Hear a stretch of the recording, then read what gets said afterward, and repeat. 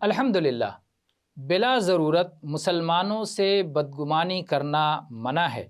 اللہ تعالیٰ نے ارشاد فرمایا، یا ایھا الذین آمنوا اجتنبوا کثیرا من الظن ان بعض الظن اثم، اے ایمان والو زیادہ بدگمانی کرنے سے بچو، اس لیے کہ بعض بدگمانی گناہ ہے۔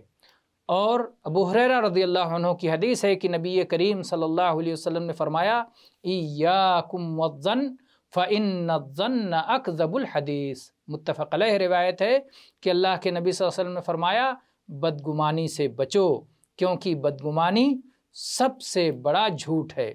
بدگمانی کیا ہے؟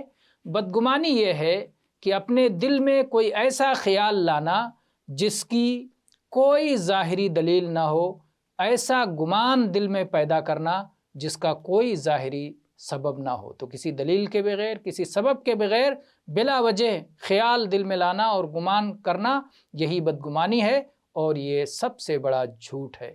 واللہ اعلم، وصلی اللہ علی نبینا وسلم، والحمدللہ رب العالمین۔